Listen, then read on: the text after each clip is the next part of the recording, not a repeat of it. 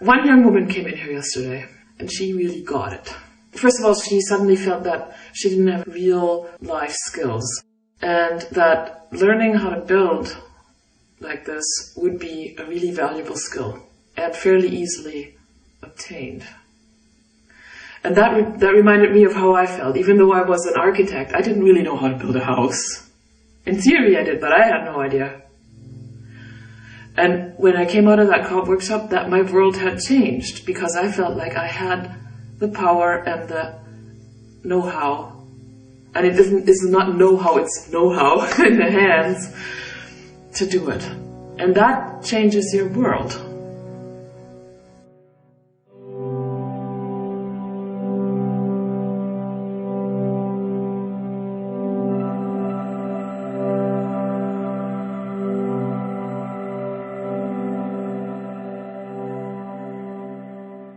It was wearing out my body, especially my right arm, and especially my elbow and my wrist, from hammering and sawing and all the noise and toxic wood and stuff. And it was just like, I was getting fed up with that part.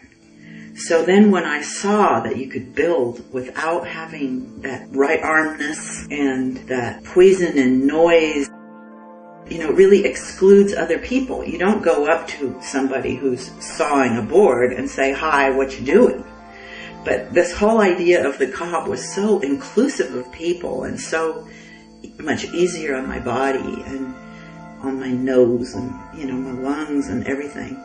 And then, of course, the wonderful people that it attracts just expanded my life and my experience of learning how to get along and gathering and working together.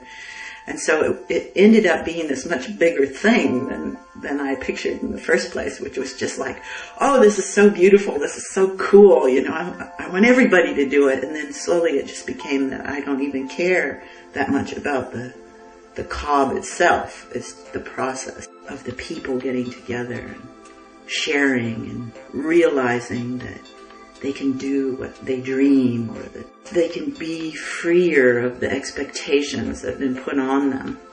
And cob kind of tells people that in a real cellular way. And you can watch how it affects the people. You know, at first they're kind of skeptical and asking technical questions and, you know, frowning. And then by about day 3, they're just laughing and they're covered in dirt and they're having conversations, deep conversations about what they maybe could do in their life. But it seems to be a standard sort of evolution process that humans go through when they're cobbing and working together and giving up that, okay, we have to look good and clean and, you know, I'm doing what I'm doing and you're doing what you're doing, where you just eat together and you work together and create together and make decisions together. It's just selfish. I don't do it because I want to save the world. You know, I do it because I want to save myself.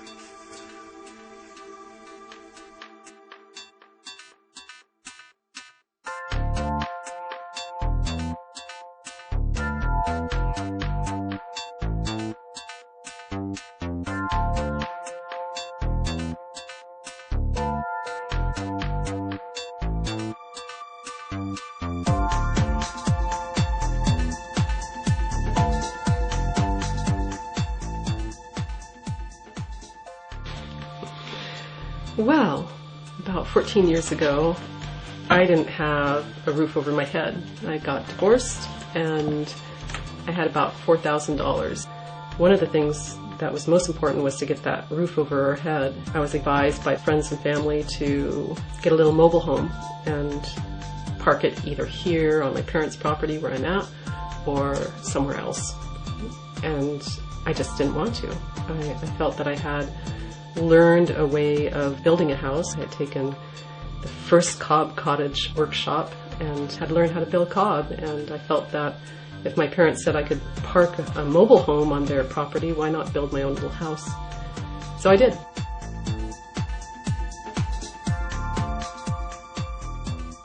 And I started building it pretty much by myself, but my parents helped with some of the woodwork. And 4 months later I moved in and have been living happily ever after. So It was a very quick process, and it was never regretted. It was wonderful. I think of the mobile house once in a while, thinking of what it would have been like to live in one of those boxes, and there's just no comparison. I've never since then doubted who I am, because when you follow that first crazy dream, which Cobb was for me, why should you have doubts about anything else that you have inside you, other dreams you have? So I've tended to think that Cobb has strengthened who I am, and that strength is shown to everybody who comes and visits, whether it's for a few minutes or for days, or old friends or new friends. I think they feel the strength of the house because that's what was put into it, was my own strength. And it's a testament every day to me that I did it, I can do it, and I can do just about anything. If it's a good goal, go for it. So, yay Cobb. How old were you then? 9. I was 9. Okay, you forgot your own name. You forgot my age. Right. So maybe you'd like to talk about that. Okay. About that.